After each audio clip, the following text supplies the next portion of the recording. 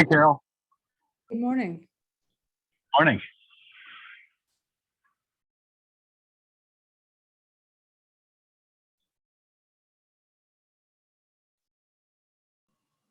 Can you hear us, Carol? I can hear just fine. Yes, yes. I'm taking roll call. Carol Hennessy, Here. In Grand Rapids. Commissioner Coleman, Here, Byron Township. Commissioner McLeod,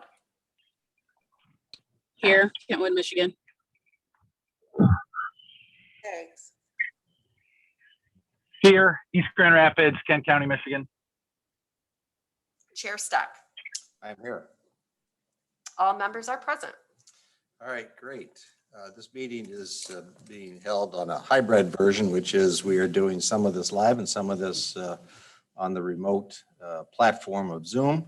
So we're public comment. If anyone is here from the public that wishes to address us, you may do so by either raising your hand in the Zoom platform or by contacting us through the public comment at kentcountymi.gov. So I don't see any hands up. Pam, can you identify if there's anyone from the public that wishes to address this? And no hands are raised in the chat. All right, then let's move to the next item, which is approval of the minutes. Is there a motion to approve the April 13, 2021 minutes? Motion to approve. Move to approve by Commissioner Burrow, seconded by Commissioner Ponstein. Any discussion? See no hands up either, so those that support the motion, please say yes. Yes. Yes. Opposed, say no. They are approved. All right, let's move to our next item, which is a presentation from Becky Beckler, Public Affairs Associates. I don't see her live. Is she doing this virtually? Correct. I am. Good morning, everyone. It's nice to be with you this morning. I have quite a bit of information to share with you, so I will try to be as efficient as possible and run through them. At the end of the report, if there are any questions or if you would like more detail or copies of the legislation, please let me know. I would be happy to provide that to you. But let's begin with the budget. Last week was the first review of subcommittee recommendations. Every budget was approved by its subcommittee in both the House and the Senate last week.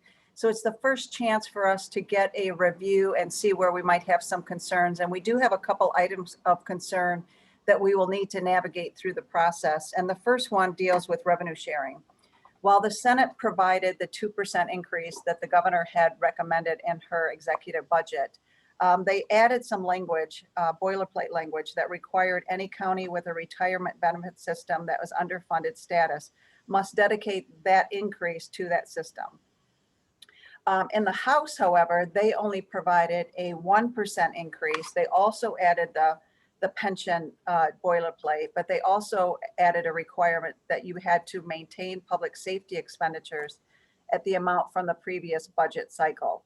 So we're working with specifically the House on that 1% recommendation.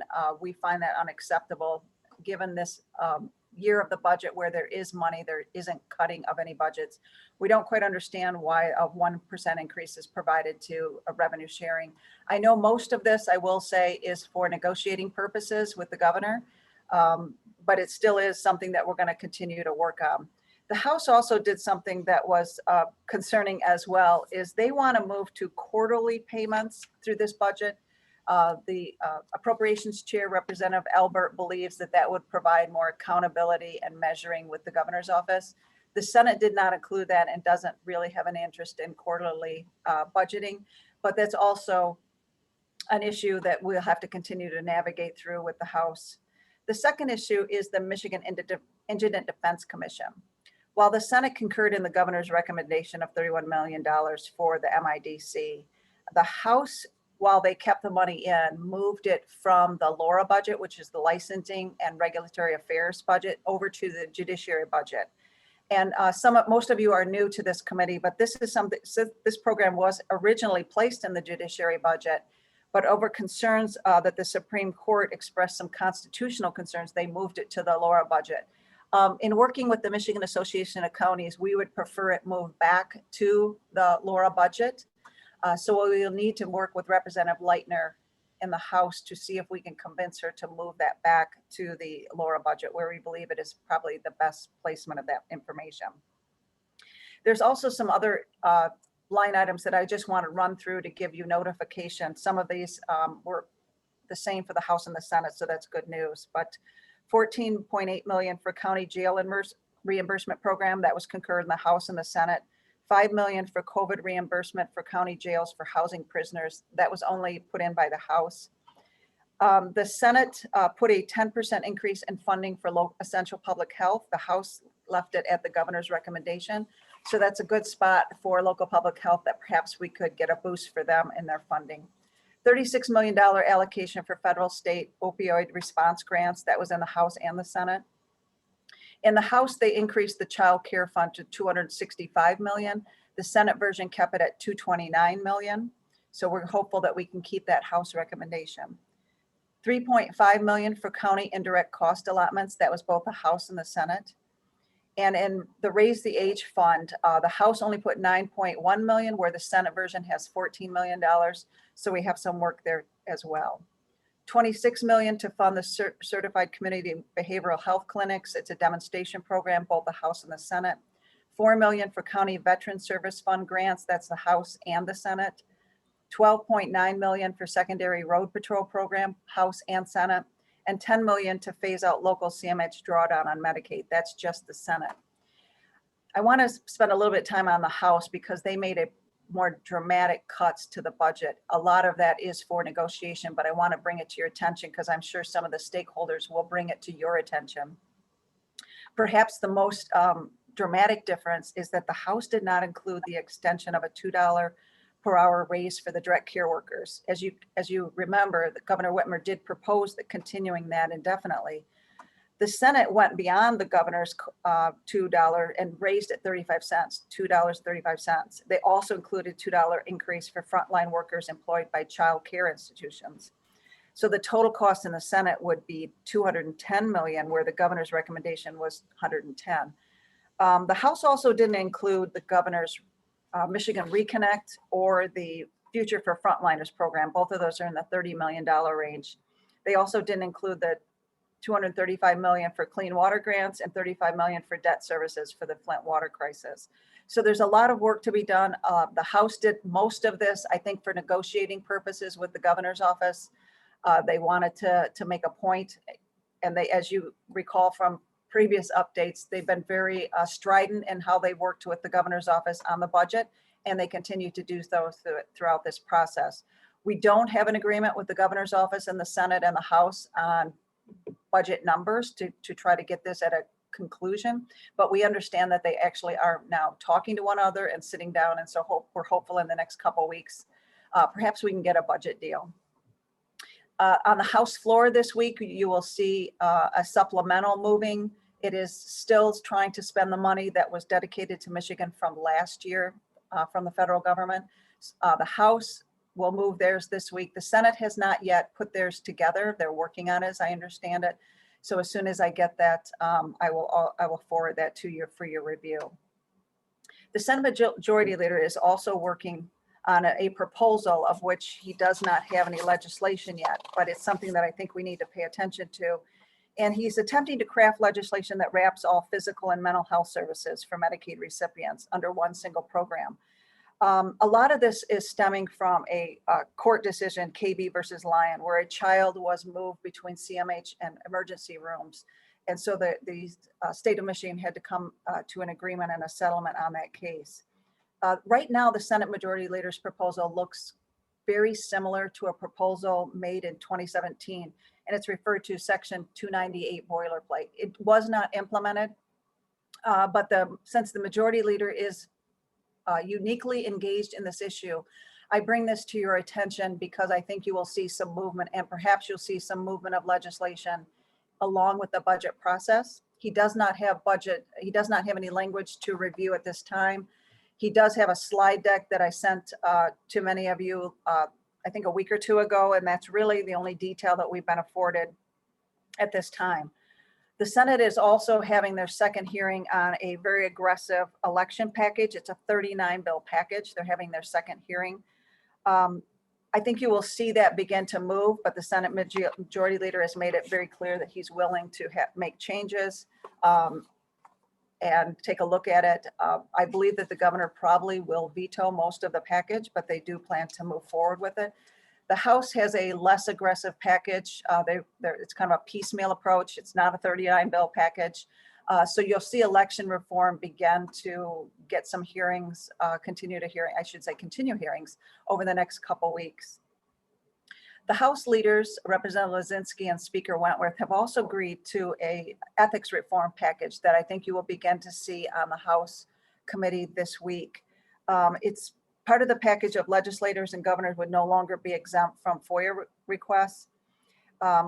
Additional prohibitions would prohibit legislative conflicts of interest by banning lawmakers from voting for personal benefit.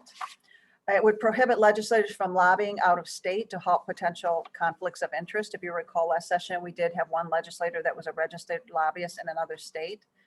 It would ban civil appointment for lobbyists to a state board or commission.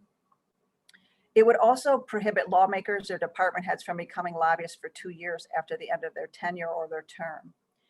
But most interesting, and I think we should pay close attention to, is it would end most lame duck legislative activity by requiring the support of a bipartisan supermajority of legislators in each chamber to pass any bills during that period after November on even numbered years. So essentially, they're getting rid of our lame duck session. They would also require a bipartisan support for laws that take effect immediate by requiring a roll call vote with a supermajority support to be required to give bills immediate effect. This is pretty dramatic. If you'll recall, and we've experienced this, lame duck sessions can be very aggressive, especially on even numbers years when legislators are at the end of their tenure. Sometimes that's when most of the work from the legislature is done. So putting a halt to that would be a significant shift on just the legislative pace. So it's something that I think we need to pay attention to. So I also want a couple other issues that we have been watching. The solid waste recycling bills have cleared the House. They're now in the Senate. We're watching those. We have a couple of changes that Kent County would like to make, and we will be advocating for those in the Senate with our senators. Legislation was also introduced last week, which would allow productivity credits within our correction system. So productivity credits established by what they're calling a Safer Michigan Act could be earned upon completion of grants, programs, workforce, or job training, education certificates, and reentering planning. These credits would only be allowed to get you to a performance review. It wouldn't actually decrease your sentence. But it's something that I think you will see in committee in the next couple of weeks. And so those are the major items of interest. It's a lot. I think the legislature is moving pretty quickly on a lot of packages of interest to them, but I wanted to share just a little bit about them for you so that you can have an understanding of what the legislature is working on from now until probably July. All right. Thank you, Becky. You've been busy. I have been very busy. All right. So any questions or comments from commissioners? Commissioner Ponstein. Morning, Becky. How are you?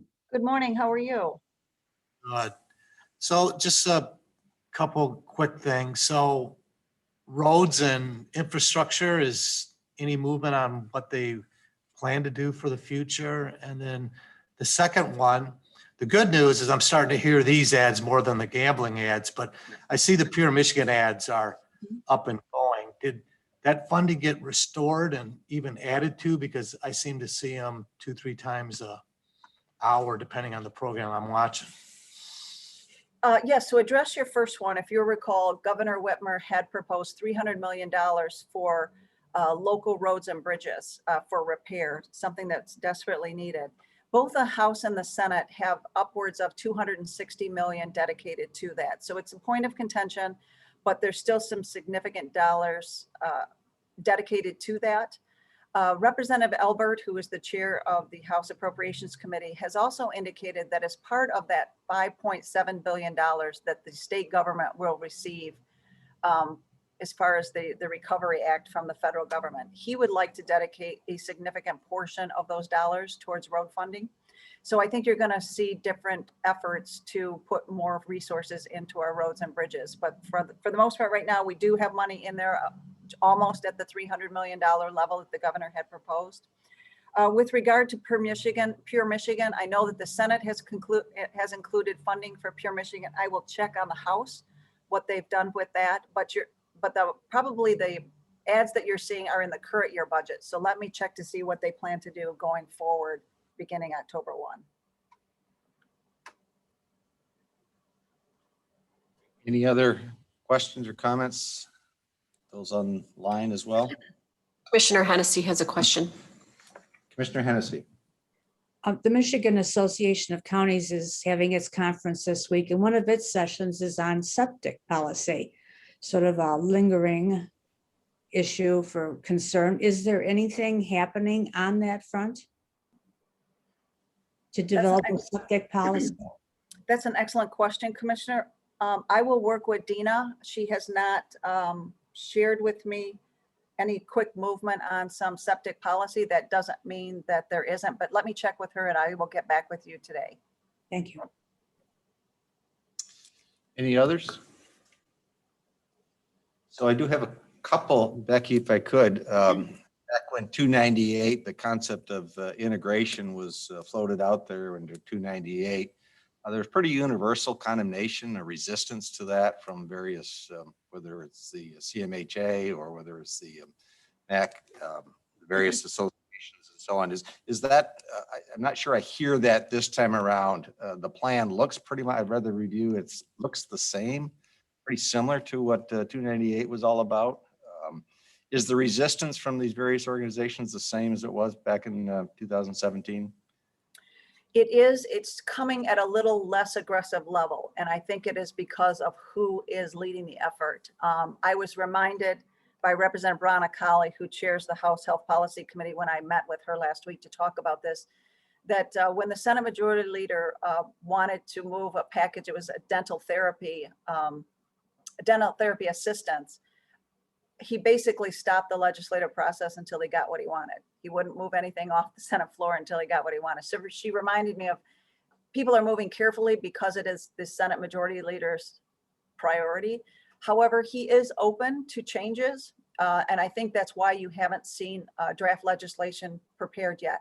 I think he's still meeting with stakeholders and very willing to hear concerns and really consider policy changes. So I think that would be something that either through the Lakeshore Regional Entity or through Kent County, if we wanted to recommend some changes or thoughts, he would be open to understanding those. He still believes in the concept of the single entity, which could be problematic, but I would recommend that we put some suggestions and comments together for his consideration. Has MAC taken a position on this? I'm not sure if they've taken a formal position. I have had conversations with their team about this program, and I know they've been meeting with legislators, but I don't know if they have a formal position on this yet. Okay. I thought Some that of the- they had a position on 98, but maybe.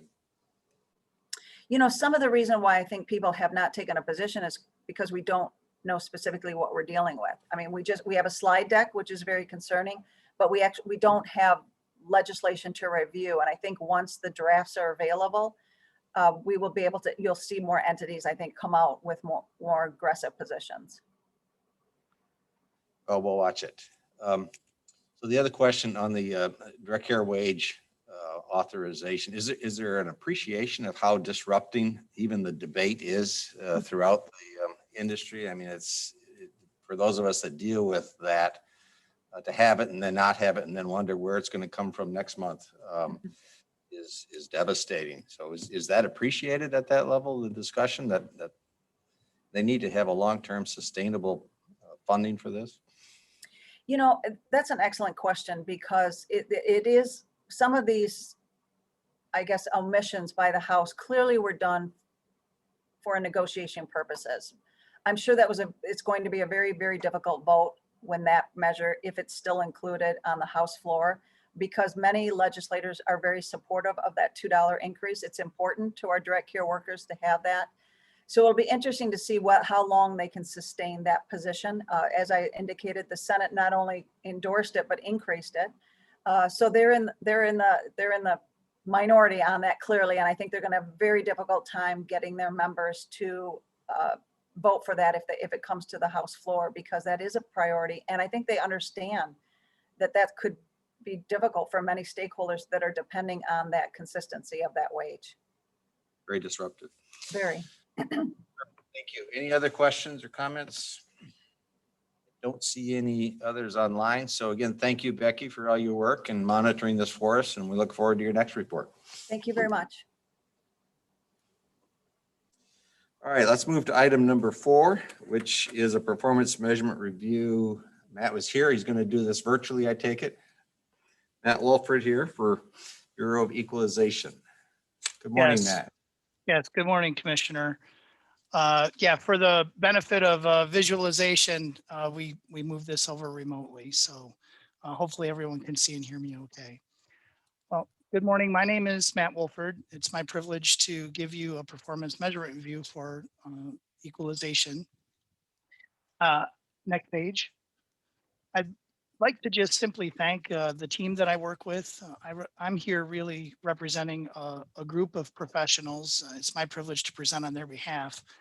Our team consists of 14 professional appraisers, mappers, and customer service specialists, and we'll be talking a little bit about our activities for you in the coming slides. But just want to thank the team. They've proved to be very resilient over the past year, and without them, this report wouldn't be possible to bring to you today. Next page. So what I'll be going over is I'll be talking about the activities of the department, how they align with the board priorities. I'll discuss our overview of our key strategic goals, talk about how we measure them, tell you a little bit about some of the things that we've accomplished in the past year, highlight some of our key collaborations, and then give you a look ahead of where equalization is going in 2021. Next page. Most of our activities, what's the word? Keenly aligned with the economic prosperity. They also contribute to quality of life, but the property tax is the largest revenue source. And all of the things that we do with regards to land records are really tied into the property valuation cycle and are most closely aligned with economic prosperity. Go ahead, next page. So our mission, after several years of having it be broad, we've really distilled it down through the county's performance measurement process over the years. And I really think that this really captures the essence of what we do on behalf of the board and the taxpaying public. So our mission is to provide for a fair system of property assessment and taxation, and to provide professional mapping services for all the cities and townships in Kent County. And that really sums up the overall activities that we do. And so I'm pretty proud of our mission. I think we fulfill it for you consistently over time. Next page. So our 3 main departmental strategic goals are to project the taxable values and study the level of assessment. We do that through a variety of methods, and we'll talk about a little bit about those. We also are the stewards for the public land survey system, and we maintain the remonumentation program on behalf of the county. You're never more than a half a mile from a 4-foot iron monument in the ground in Kent County. It's something that the county led a long time ago and that we've been privileged to maintain for the last 20 years. And we also provide those professional tax mapping services so that all land in the county that is subject to the property tax is taxed once and only once, so that it's not subjected to double taxation. This is where I usually make the analogy that as Kent County is like a 250,000 piece jigsaw puzzle. We are the department that makes sure all those pieces fit together and there's no gaps and overlaps in the fabric of Kent County. Next page. So what I want to do is sort of jump into some of our key performance metrics, and all of these are aligned in the Invisio product. as I mentioned, we project the true cash values. Essentially what we do is we set a target through market studies for the assessors to meet each year. We study the market through sales studies and appraisal studies, and we give them a target. And when those assessment roles that we just concluded and finalized our equalization report last Thursday come in, it's our responsibility to go ahead and audit those. So we have 30 cities and townships in the county, and each year it is our goal to audit each and every one of those. If you'll notice, over the last 4 years, we've hit that target 3 out of the 4. This year, we did have one township that failed to report their role for what we call the preliminary audit. They made the ultimate deadline after the March Board of Review. But just as kind of a real reminder of how important we believe this process is, that unit that didn't submit that pre-audit to us came very close to having an equalization factor because they in fact did have something wrong with some of their clerical entry on their things. It wasn't enough to impose an equalization factor, but they came really close. So we believe that's a very important thing that we do. And the number of property classes that we study in that process is 137. So if you think, for example, there's the agricultural, commercial, industrial, residential, and then all of the personal property classes, there's a total of 137 separate studies that we conduct throughout all of the properties in Kent County. Next page. So how do we do that? Well, one of the things we do is we process all of the sales that come through the Register of Deeds office. And we also do that through professional appraisal studies. I mentioned we have professional appraisal staff and professional mapping and customer service staff.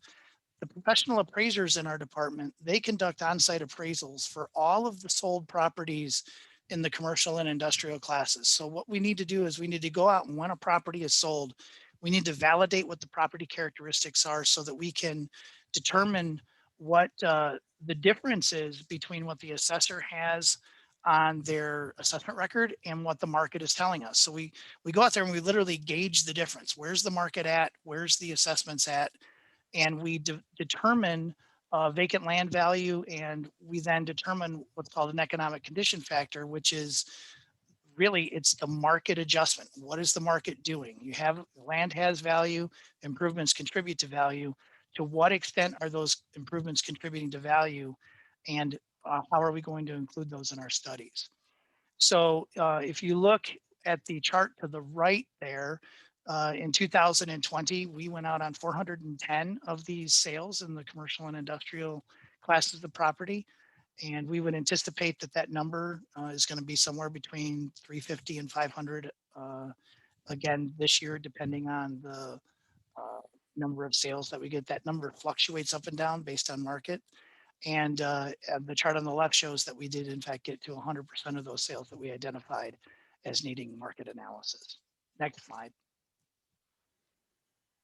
So now where the market does not provide us sales information, right? In residential, you can imagine about roughly between 7 and 10% historically turnover. Right now we have record low inventory. So I haven't checked the percentage of what's turning over.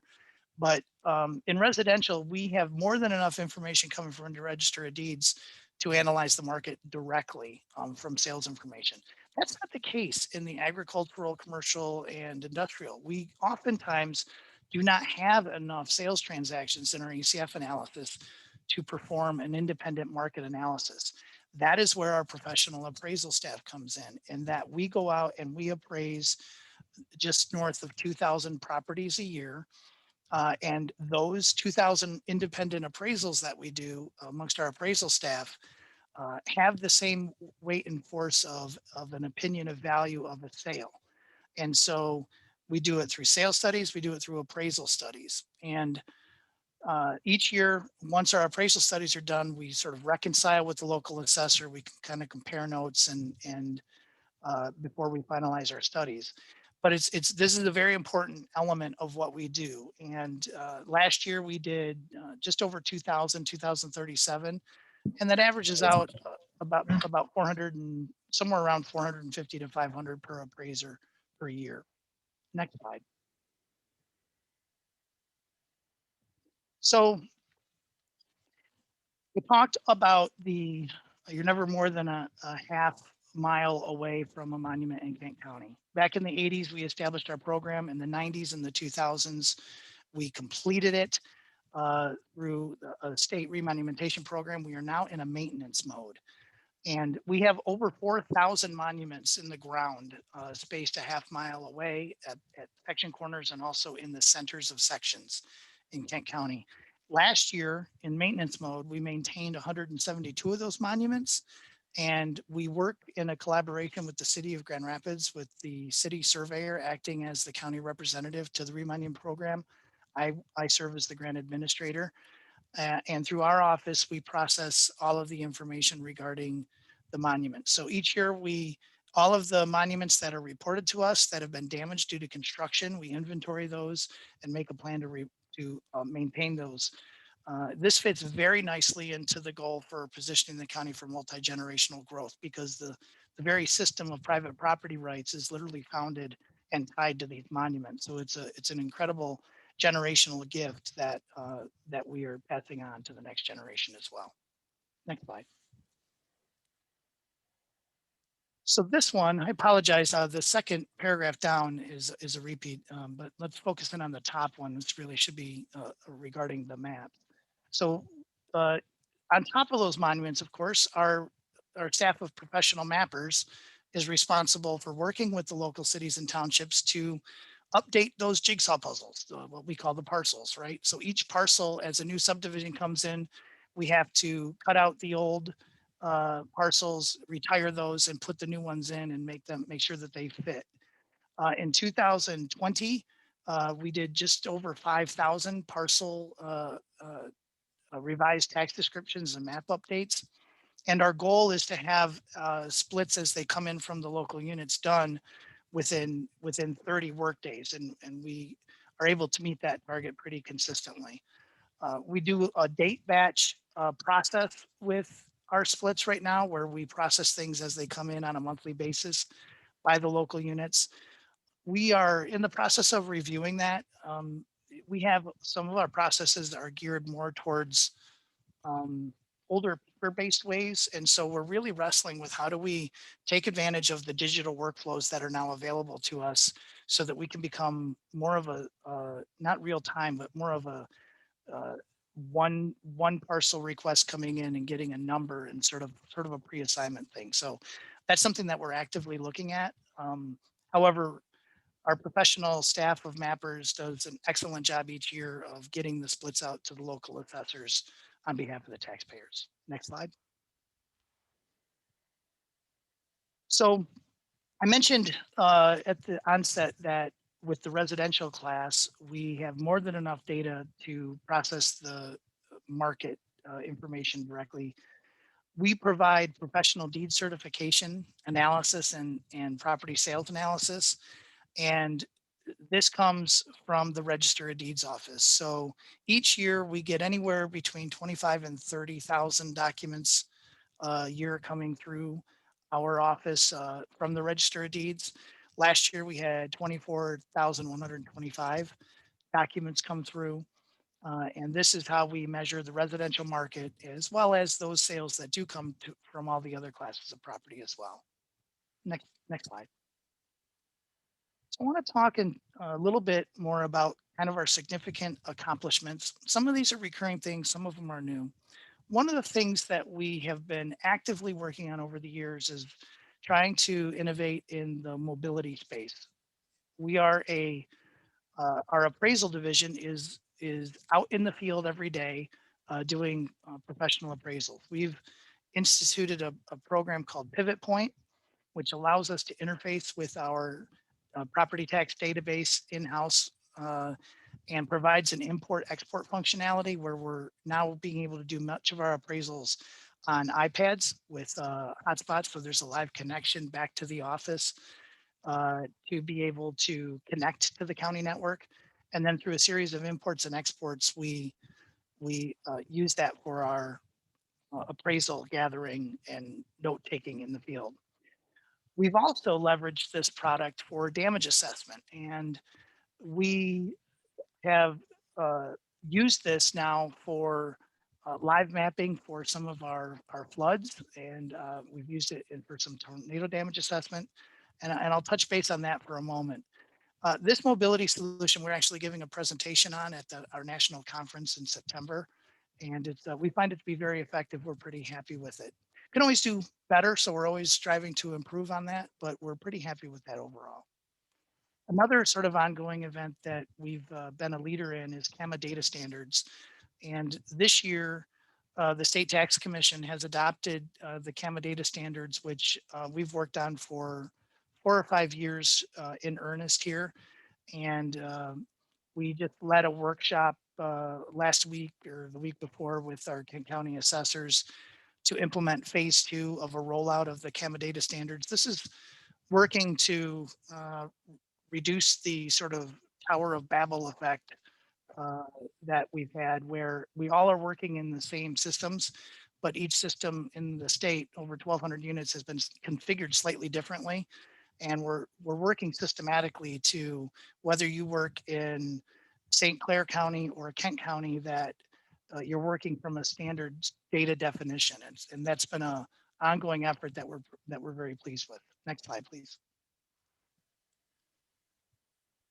Market research collaboration. Each year we conduct a sales by occupancy report. We collaborate with our surrounding counties, and we provide a report to over 100 jurisdictions in the surrounding counties that gives credible market related information.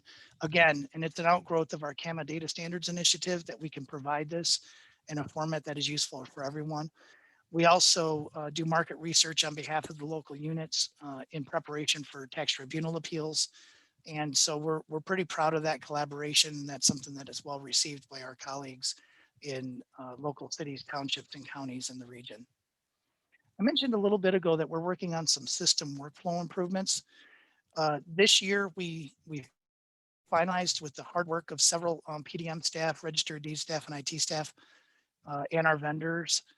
We completed an updated sort of integration tool. It's really an import-export tool between the Register of Deeds new recording system and our CAMA system, our BSNA system.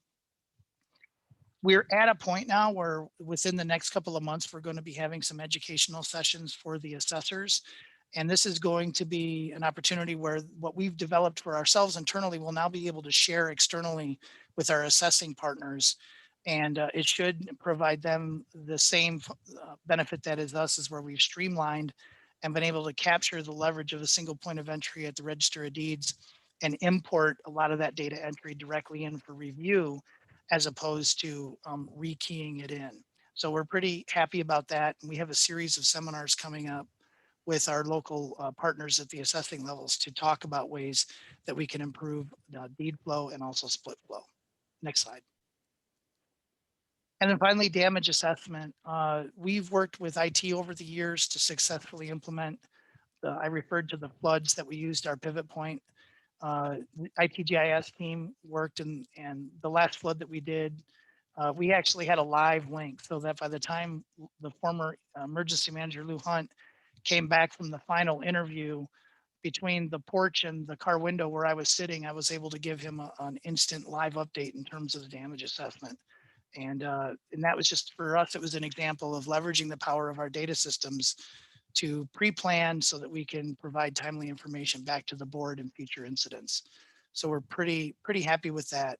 Most recent damage that happened was a tornado in Byron. I actually went out there personally with Matt Grosser and saw what the sheriff was able to do with their new drone team. And so the technology just continues to improve. The collaboration between and amongst departments continues to improve. And I think that damage assessments will be better and more timely and provide much more detail going forward into the future, working with Matt Grosser and his team. Next slide. So I wanted to just highlight this. I'm not going to go through all of them, but suffice it to say that when you're involved in land records, 80% of all government information is tied to land in some way. And so we have just a myriad of internal and external collaborations. And each day as land records and the value of our data is seen to be part of a core set of data for a wider enterprise set of data. These collaborations will continue to grow, and the links between all of our internal and external partners will grow as in particular as we move more of a focus into some deeper data analytics types of pursuits and the like. Next slide. A look ahead. We are using Power BI, and we're using Power BI to combine both property related information along with non-property related information to see if we can draw out some different insights. For example, if we wanted to overlay parkland and park visits and information, we can see correlations between proximity to public safety or a police or fire station, things that we know intuitively are there, but we haven't really put in place to analyze at a deeper level. Using Power BI and using our property related information, currently our most current things that we've done is we have developed these for study purposes, and but we're looking forward to taking deeper dives. If you're familiar with the COVID dashboard that is on the website, we have some internal dashboards that we've developed that we hope to expand on. We also are looking to enhance our use of Qualtrics with our GIS and aerial photography to provide a better interface so that we can have more of a digital interface with our property owners who may not be available at the property to respond to us using a Qualtrics survey so that we can have new and different ways of communicating back and forth. Next slide. We are also looking to incorporate Office 365 and shared workflows. Currently, a lot of what we do is through secure file transfer protocol, SFTP sites, and we really want to leverage the power of shared workflows in Office 365, and we're looking to do that. We also are collaborated recently with the local assessors, and we are naming a designated assessor under the assessing reform. Lori Spencer, we're in the process of finalizing that. Lori Spencer from the Grand Traverse area is a highly regarded level 4 equalization director with over 40 years of experience that has agreed to act as the county's DA as a truly independent person who is not affiliated with the county or any local unit to provide that impartial review should we ever have any local units that need to utilize the services of a designated assessor. The statistical likelihood of this happening in Kent County within the next 5 years is slightly higher than 0. We have pretty good, well, I wouldn't say, we have excellent assessing practices in our units. And so I do not believe that the provisions of this will need to be invoked. However, we do have a professional, independent level 4 designated assessor that is going to be going forward with us. Next slide. We continue to work with Oblique Photography, and as I mentioned, we also are working closely with Matt Grosser to more tightly integrate damage assessment. Next slide. That's it for my prepared comments. I'll be happy to answer any questions that you may have, and I thank you for your time. And on behalf of the entire Bureau of Equalization, it's our privilege to serve you. All right, thank you, Matt. Thank you for the presentation. Are there any questions or comments from commissioners? Yes, I'm sorry. Well, Commissioner LeGrand, we'll go with you first. Okay, thank you. I just have 2 technical questions. One, the CAMA data standards, what's that acronym stand for? I'm sorry, that's for computer assisted mass appraisal. Basically, it's our software program, which is called the Equalizer. Each property record has a couple thousand different fields between buildings, land, and property classes and things like that. And the CAMA data standards is a written document designed to standardize those fields across all of Michigan. Okay, and then I had a second question. On your page of partnerships, I noticed one that said it was Kent County Geospatial Service. Can you just quickly explain what that is? The Kent County Geospatial Service, the COGS, That is through our Kent County IT department. That is the online mapping program that is used internally by other county departments. It's essentially our map viewer on Access Okay. Kent. Okay, thank you. Thank you, Chair. Mhm. Commissioner Ponstein. Thank you, Chair Steck. Matthew, great report. Thanks for being here today. Thank you. You spent a time on our remonumentation program, and I had the pleasure of working for a surveyor for numerous years that took a lot of pride in that program, the history of it, and making sure our monuments were put in correctly. And, I just want to give kind of a shout out to the surveying community in Kent County, because we were at the forefront, one of the first ones to get them all in, and not how they decided where monuments went, but the big part of it was a lot of times there was disagreement, and to have surveying companies share their surveying notes were just unspoken about in the rest of the state. But, these folks came in with a lot of pride, and I just wanted to show that appreciation to that and the ability for the county to work with them. So my two questions though is that, we're still maintaining these monuments. Are the dollars that we are collecting or receiving, is it adequate to keep maintenance up? And then secondly, on a bigger question picture, do you ever foresee in the future where the state says, well, with the advances in GPS, the need for monuments in the ground aren't needed? The short answer is yes and maybe. Yes, I think that the money that we're getting through the maintenance program is sufficient. It's sufficient when you look at it from a statewide perspective.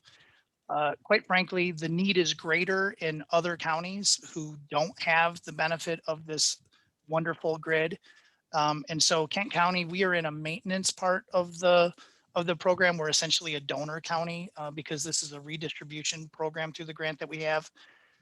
So we are able to maintain the most egregious ones that we need to replace. We could always do more, right?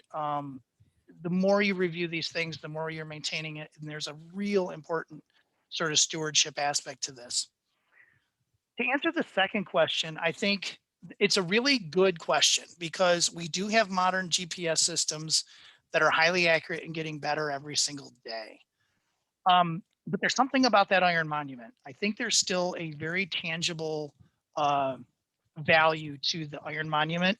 And I think that we are fortunate that we have those, because when you're measuring from something tangible, it's just that it's a tangible versus an intangible. And there's the phrase that I learned when I first came to the county and started working with surveyors: good fences make good neighbors. Well, it's much easier to point to a fence when you have a known stake in the ground. And so I do believe that technologically speaking, the importance of the iron monuments is probably not what it once was realistically. However, I am very thankful that Kent County has those, and we're not trying to build a grid based on mathematical points in a computer as opposed to tangible iron in the ground, if that makes sense. Yes, it does. Thank you. And I'm thinking maybe for your next presentation, maybe we could, after the meeting, go outside and you can show everyone what it takes to get one of those in the ground. Or bring Well, one in. It was a little easier when I was younger and a little stronger, but I was hoping to have one in the room, but I wasn't able to get down to we have them here in the dungeon down in the basement. I will send a photo to Natasha and we can maybe distribute that in this COVID Zoom type of format that we have right now. Well, we'll be coming out eventually, Matt, so you better keep it live. So any other questions or comments? Commissioner Hennessy has her hand raised. Commissioner Hennessy. Thank you. This was a fascinating report. I appreciated that you put so much in writing and then went through and explained it. It it really brings it to the forefront in terms of what I can remember, because your use of technology and your upgrading of technology all the time is it's exciting and very fascinating. And who would think that about equalization? I was interested. We're still working with Allegan County, but refresh my memory. Where do we stand with Montcalm County? I don't remember our relationship with them, if there still is one. Yeah, so about 3 years ago now, we sort of transitioned away from our partnership with Montcalm County. And that was really just more of a nod to try and dedicate some more time internally. You know, we're trying to find that sweet spot to where we can realistically dedicate time and resources, right? And so at that point, we were looking at Allegan, and Montcalm was actually looking to go in a different direction. So we transitioned out of that, worked closely with the administrator's office to sort of evaluate what our strategic partnership could look like. We had a good, I think we made a lot of good changes in Montcalm. And actually I just was informed just a couple of days ago that one of our former colleagues was named the director, one of our assessors there. And so I think that they're doing okay. And our focus has now shifted to our collaboration with Allegan. So it is continuing to work in terms of how we use our own personnel and the costs, benefits or whatever to work with Allegan still? Yes, the primary benefit when I look at this, you know, because any collaboration in my mind has to have a win-win-win, right? So when we entertained the notion with Allegan, we evaluated it, and what it did is it afforded Kent County, it allows us to have have literally skin in the game in the CAMA data standards discussion. So it's much easier for me to go and advocate at a statewide level for CAMA data standards when I have the 2 units that I'm literally walking the walk in. So on a professional level, that really always has appealed to me because I think it's really allowed Kent County to lead more effectively. The other thing is that there's got to be sort of a mutual cost advantage. So I think that what it's done is it allowed us to develop people and allowed me to have a better sort of succession plan where we've been able to develop future managers. Our current deputy and our assistant deputy for Allegan are currently both working very similarly. So we're working parallel, and so we're developing that next generation of leadership. And then there's just an overall sort of effectiveness that we've gotten from working with Allegan. So I've seen it as being very beneficial to Kent County, Allegan County, and the individuals who have to sort of cross over. And so I'm very pleased with it, and I would recommend we continue with it going forward. Thank you. I'm interested that you mentioned, you know, the benefits in terms of succession planning, which is something I think we need to be, you know, thinking of increasingly here in Kent County. So I'm glad you mentioned that. On page 10 of your report, you talked about Mike Fortman's work and that he's doing an analysis of real estate trends. And Yeah. you know, so I have my own boots on the ground types of impressions, but I'm curious as to what you're seeing and how you would, you know, characterize everything that's going on in terms of building and sales and the whole picture, the total picture, and its effect in the future on our equalization reports.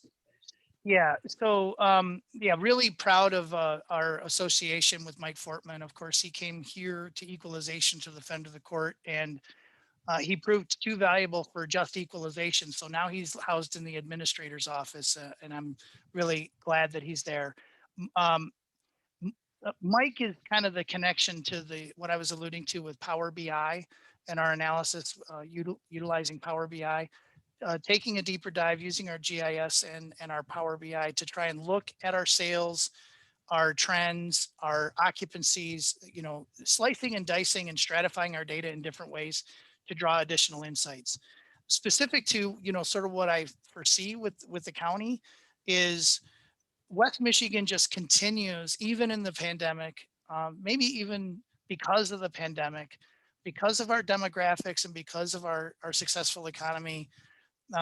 Grand Rapids is one of those destination cities now where people that left larger cities are looking at Grand Rapids. we are the center of gravity here on the western edge of in the state, and we just continue to attract. We're retaining young people. We're attracting people from the east part of the state. We attract people out of Chicago, and we're really, with all of the medical stuff, we're attracting from a much wider area. All of the attributes that we all talk about so often that are that source of attraction will continue to lead to growth over the next few years. Now, the other side of that is, with that growth, it is sort of really raising the specter of the affordable housing, and what does it mean for what does that rising tide mean for everybody, and not just those that are already having property or already established in local businesses. So there's a lot of trends that I think that the data analysis can be used for.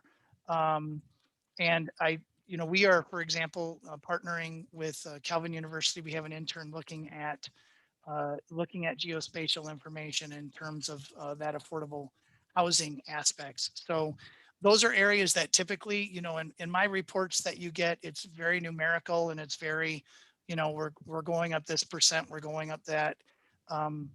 One of the areas that I think is exciting is that as the administrator's office works on behalf of the board to try and address some of these issues that have not typically been in the public discourse, I think equalization and the property analysis that we can afford can help assist the board with some of those analyses going forward. Okay, thank you. If the chair will indulge me, I was, the one little negative that you had here was the one unit of government that was slow to submit its assessment rules, and that you found, some things of concern. So what are you doing to work more with them so that we have, 30 units out of 30 units with no, submitting reports on time and having them in good condition?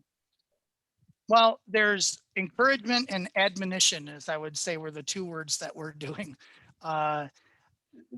First of all, I want to be clear that they actually submitted their role on time. The audit that we provide is a preliminary audit. It is a courtesy audit. It is something that we've always taken a lot of pride in.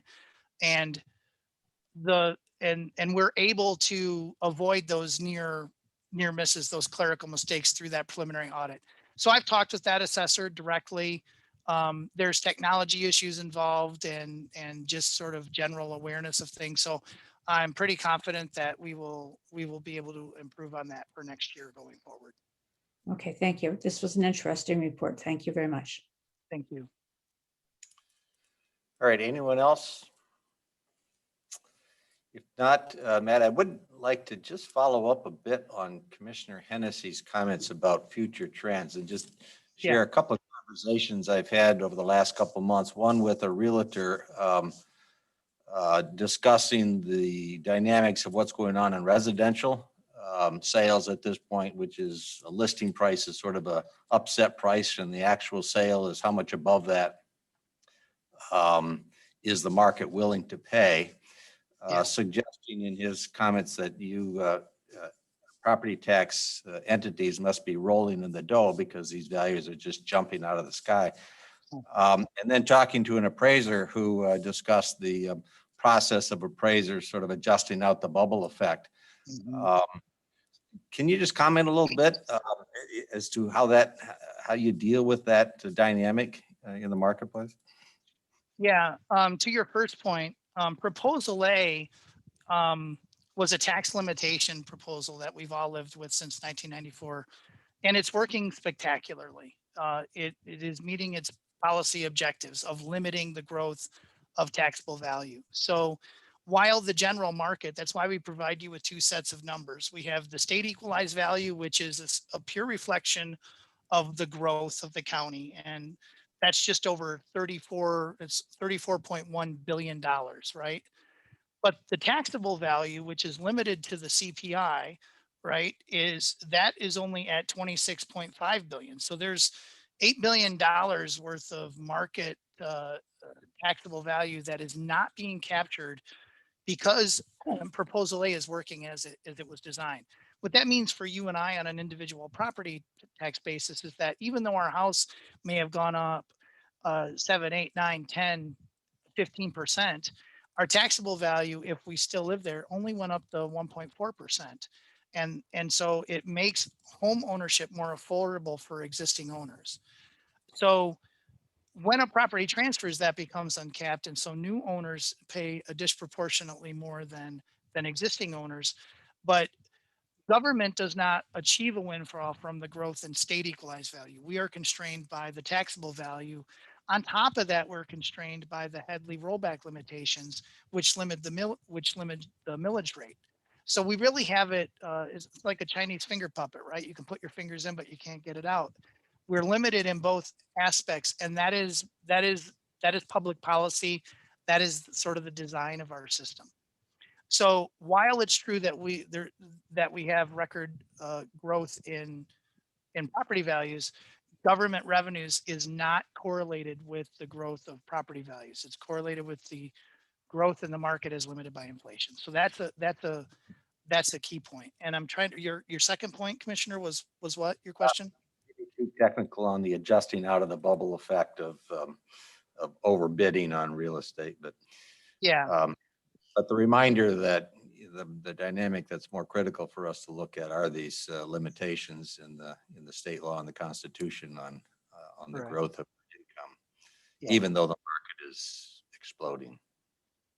And on to that second point, sir, the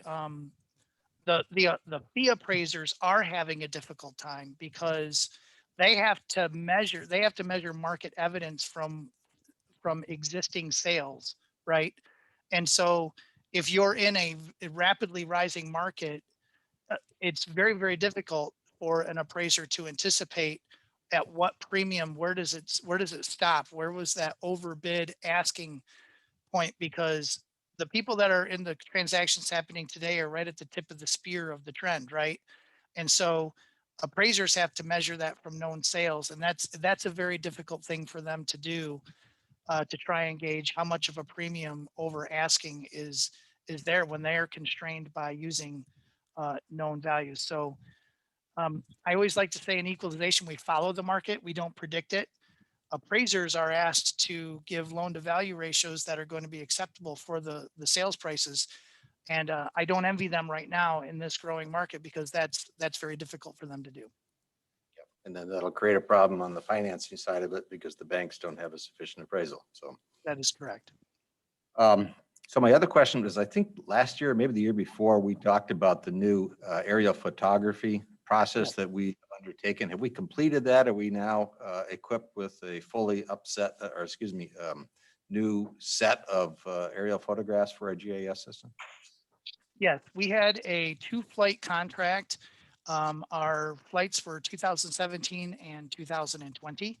So we completed the flight last year in 2020, and we've been the timing of that from a COVID perspective could not have been better because we were literally flying it in April of 2020, right when we had to recall our appraisers and say, don't you dare go visiting, don't go to the doors of the properties. You're now in a drive-by scenario. So it was very, very nice for us to have absolutely current contemporary data. We normally plan these flights on a 3-year cycle. As the price continues to come down, I will be coming back to the administrator's office and the board when we go for an RFP for the next flight to advocate maybe even biannual flights, because I think we can get more flights for the same amount of capital expenditure relatively. But that's something that we're doing in an ongoing basis. We also have to evaluate the use of drone technology as an augment to that to see what's the price point and what's the mix of aerial photography and then on-demand drone photography. So that's one of the areas that has yet to be determined in terms of which direction that will go in terms of our next round of flights. So if we go into the GIS for Kent County, we'll see the product of that most recent flybys and aerial photography. We actually have 2 separate sets of aerials. One we've contracted with the state of Michigan on. The state of Michigan has a program, and those are the top-down orthos. I believe those were done in 2020. If not, I think 19. I'd have to verify that with the IT GIS staff. But yes, you're looking at the most current imagery that we have available. Any other questions? If not, thank you so much for your report, Matt, and we look forward to hearing from you again next year. Thank you very much. Have a wonderful day. All right, next item is a performance measurement review from Parks Department. Dan Duluth. Good morning, Dan. Good morning. How's everyone doing today? Good.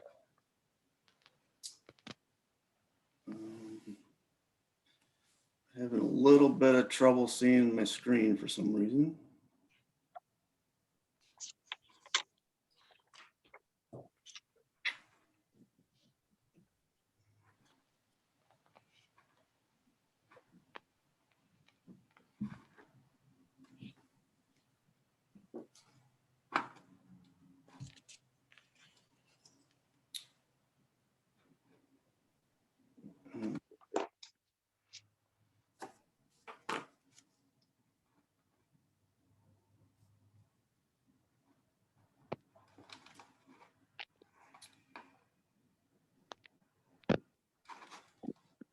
Sorry about this. Hold on a minute.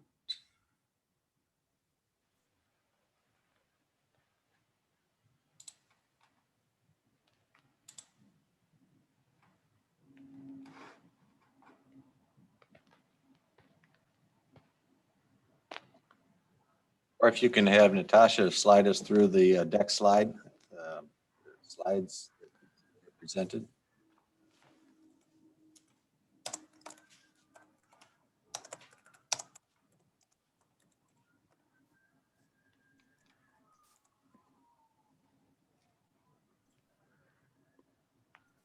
I got Pam working on it here.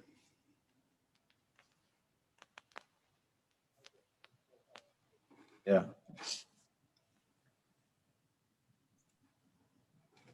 Pam's on break. You say she's working on it? I'm just. Your presentation is on the screen, Dan. Do you see it?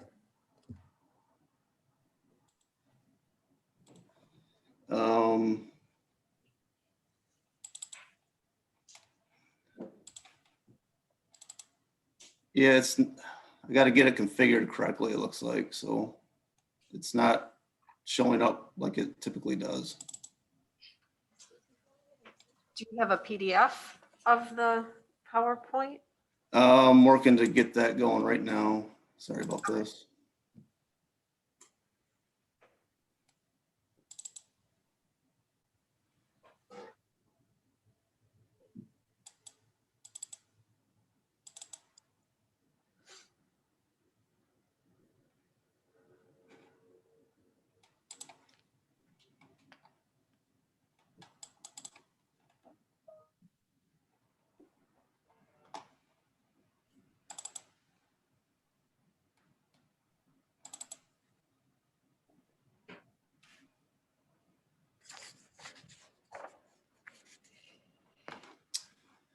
All right.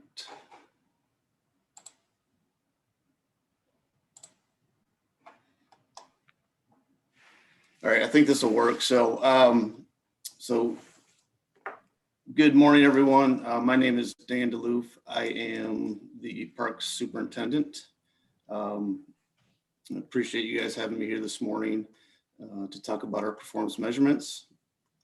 And all this information that I'm going to go over today can be found on Access Kent and under the performance management dashboard. So next slide, please. So the Parks Department is supported by 25 full-time parks professionals who are passionate about our parks and serving the public and offering them a quality place to go get lost for a few hours and clear their mind. So we manage 43 parks and green spaces.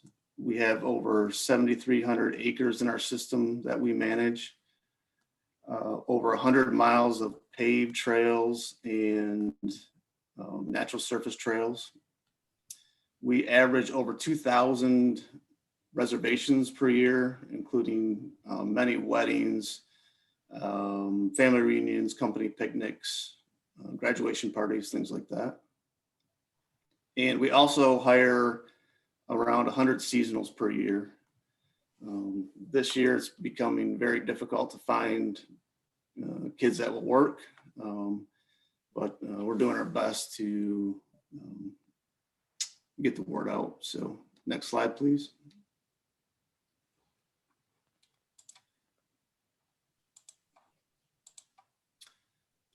So I will follow the presentation format developed by the administrator's office and hit on the 5 key areas listed on this slide. Next slide, please. So our world-class parks and green spaces align very well with the board's commitment to a high quality of life. We all know that parks and green spaces are one of the key essentials of communities that offer a high quality of life. It's an attraction for people to want to move to a place that has high quality parks and green spaces. So next slide, please. So I'll cover a few of our strategic goals. The first goal I'd like to talk about is acquisition of green space and the current needs to meet the current and future needs of the community.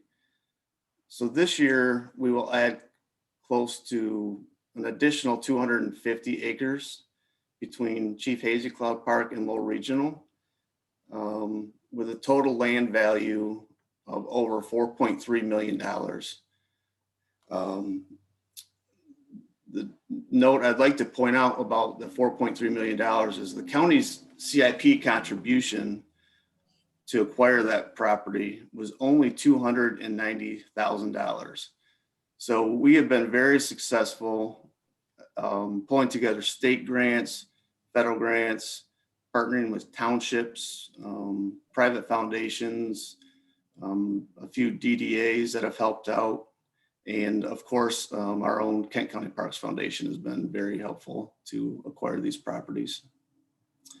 The second goal is to enhance parks and trails and improve the diversity and quality of the opportunities people have in their parks. So on this point, I'd like to highlight that in 2020, we worked with a consultant to master plan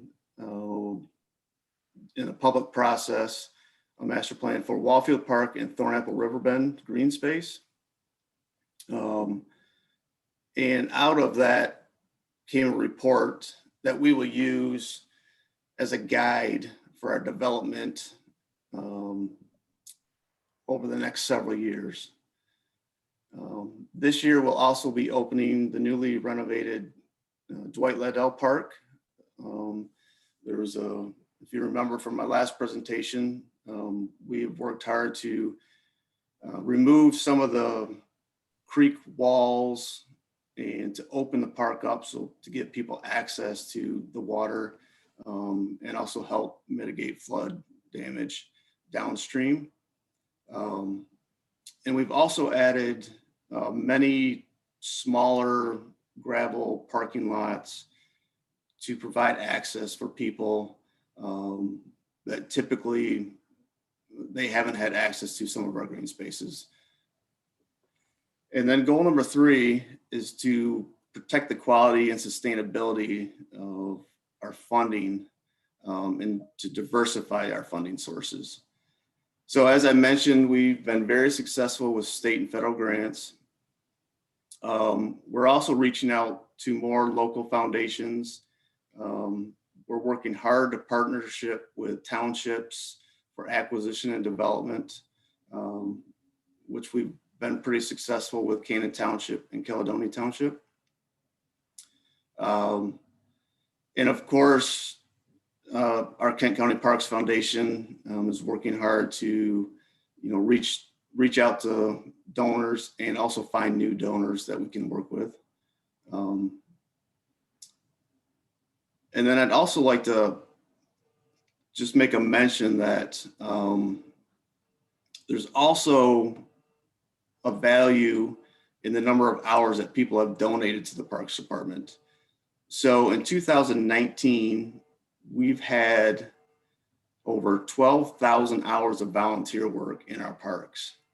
And this it's just an amazing number when I talk to other parks departments around the county.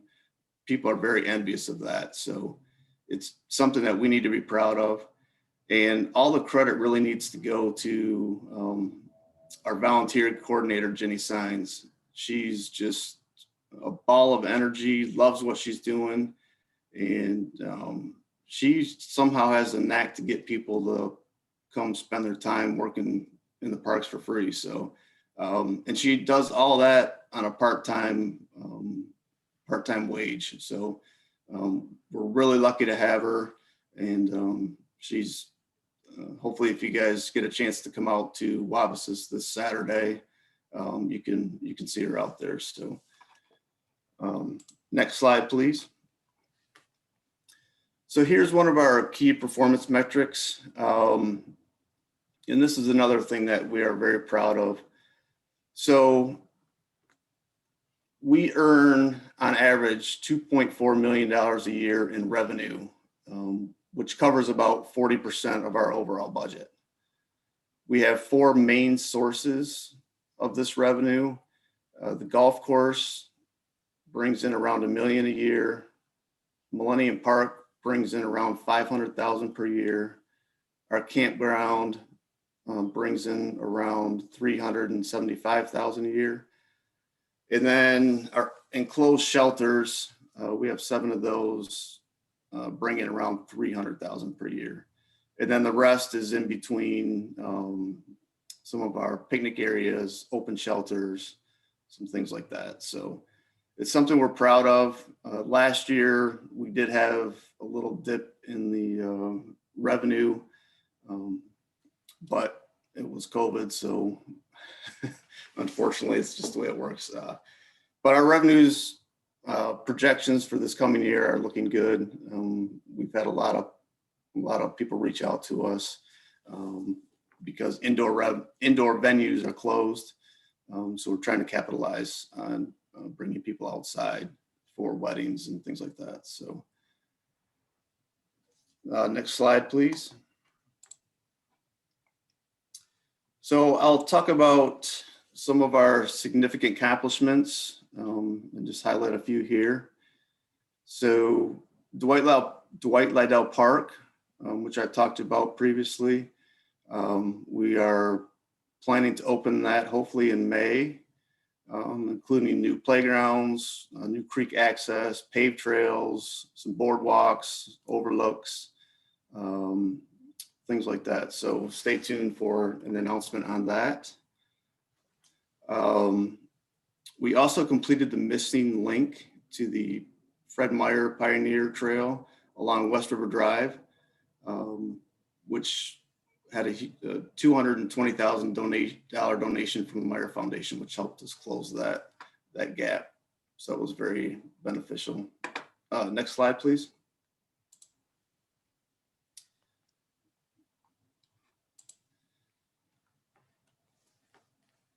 We also completed a new restroom building, which you'll see in the upper left corner at Luton Park.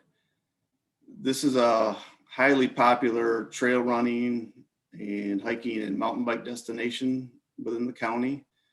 And just the demand of the park really drove the necessity to have some really nice restrooms. So there's 4 individual family style restrooms, changing rooms. And then on the back side, we have a single stall garage, which we can use for maintenance purposes.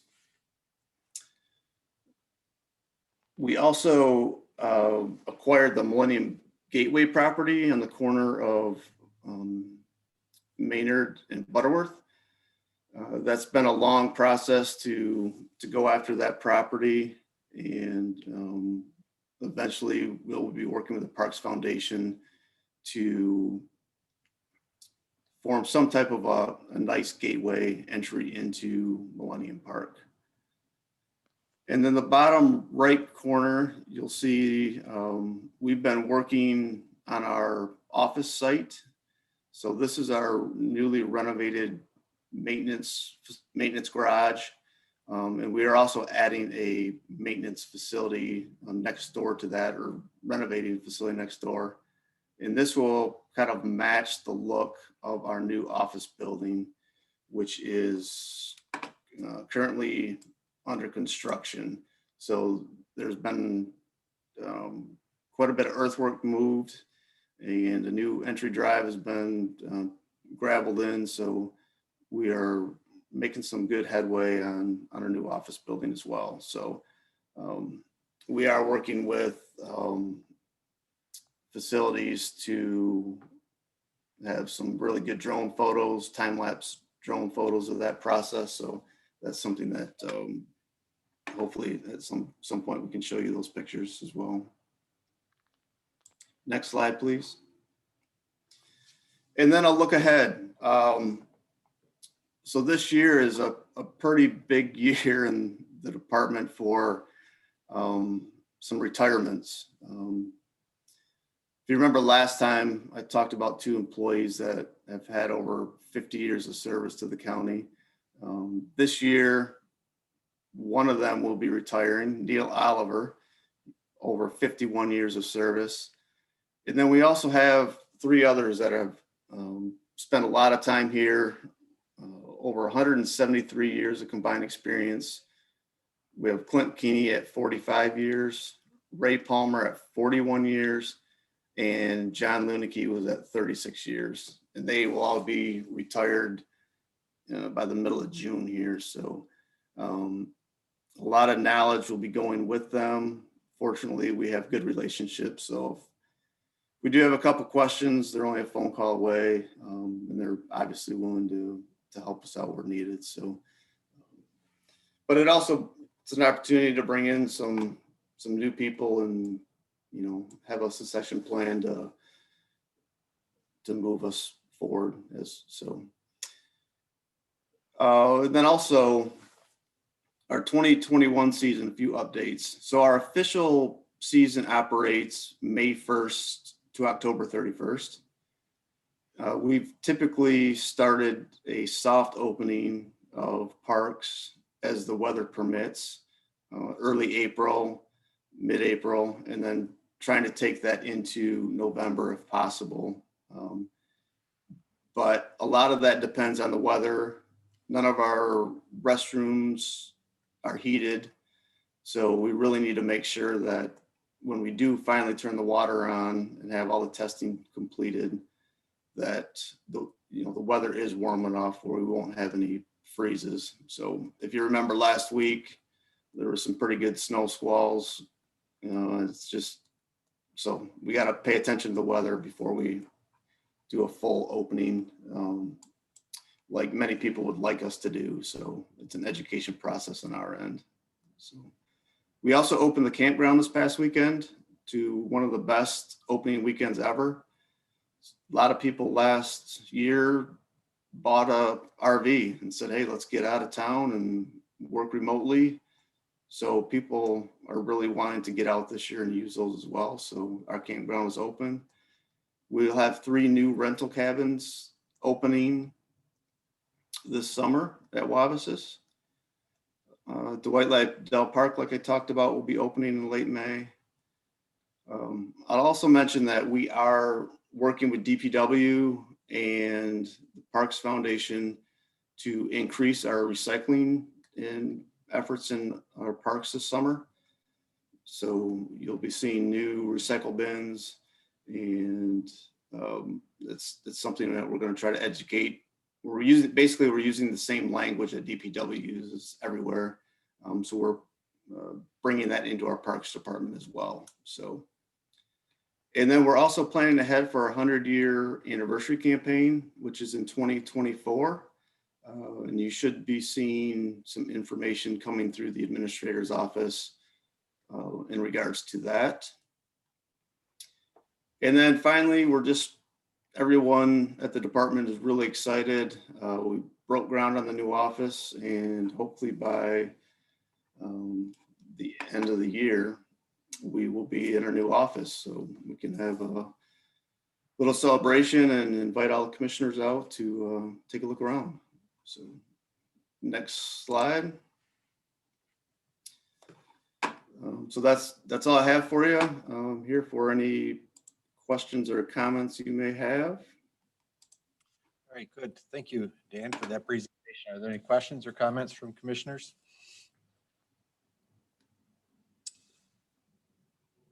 And here, is there anyone online, Pam, that you can see?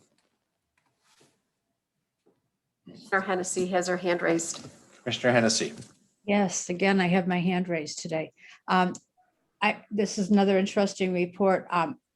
Among your significant accomplishments, I would consider just the more accessibility of our parks over the last winter, given COVID and people's wanting to be out of doors and to use that as an opportunity to exercise and move around a little bit. So how are you going, will be able to carry that forward and use that, that accessibility in future winters, through future seasons? Will it open our season for more than, May 1st to the end of October? So what we've done in this past year was, especially at Millennium Park, we've done a couple things. One is we've plowed a few of the paved trails to create a loop for people to walk on.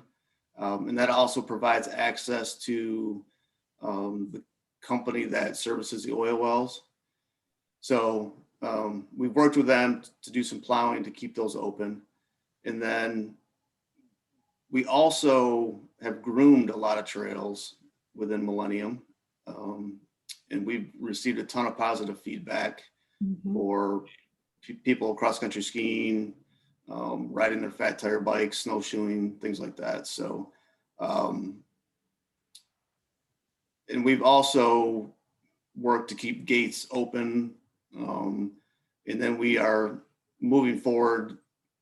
We will be asking for some budget dollars to increase our off-season parking spaces, which will allow people better access to many of our parks.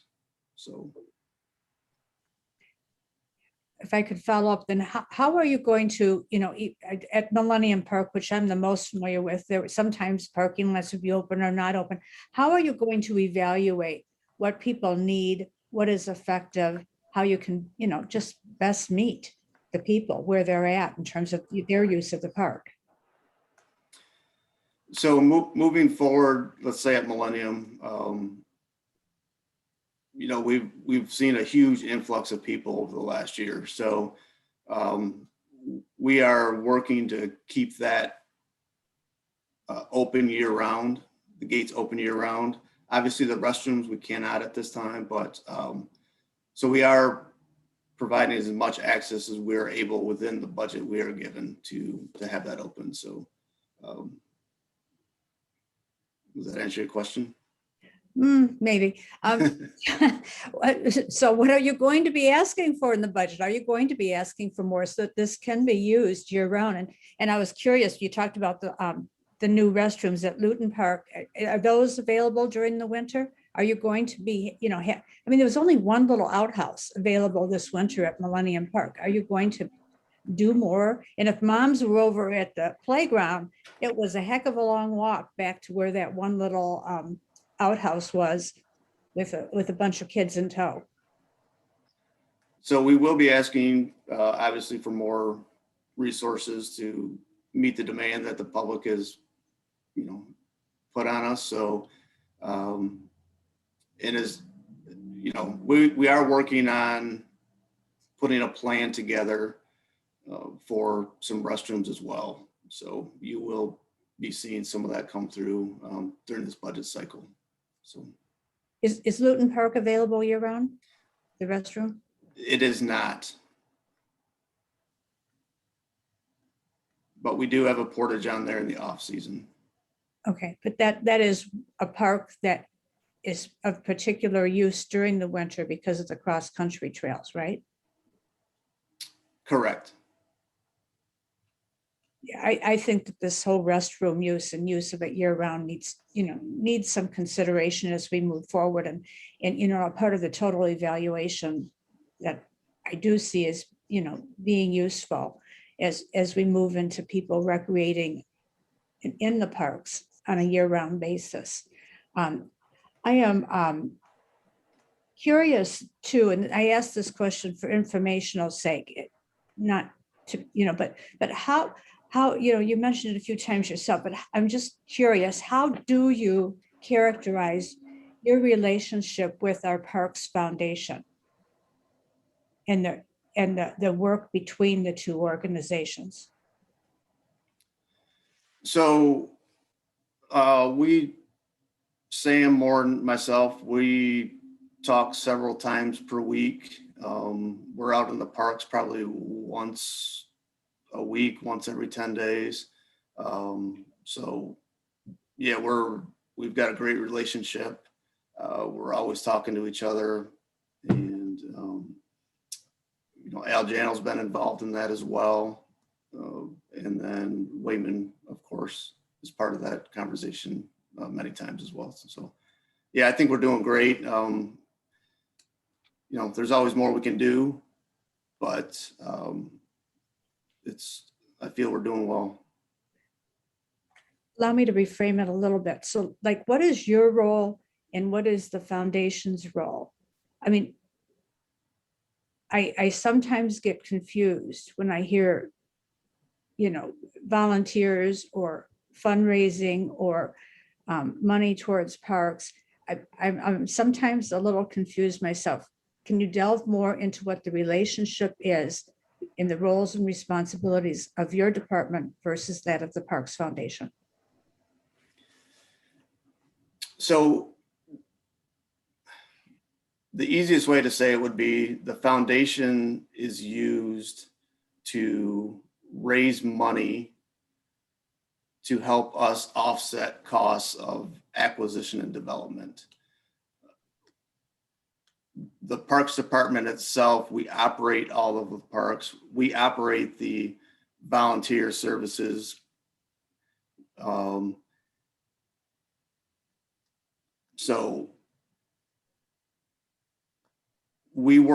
Sam and I work together on, if we have an acquisition or development project, I will work on the project itself, and then I'll go to Sam and say, hey, this is what we need from the foundation to complete the project or to create a match for the project. So that's the easiest way to explain it. Do you have any follow-up, Commissioner Anderson? Well, I'll let it go for right now, but I come to this with the, being on the zoo board now and with the experience that we had a zoo society and we had the zoo board operated by Kent County controlled. And there got to be more confusion over the roles of the two. And so now we've just have the one. And I appreciate the role of the Parks Foundation, but I don't want the Parks Foundation to necessarily be controlling our policy and our development as a Parks Department. And so, I mean, I guess I'm not asking this to be confrontational or anything else, but just to keep an understanding of what the respective roles of the two entities are, if that makes sense.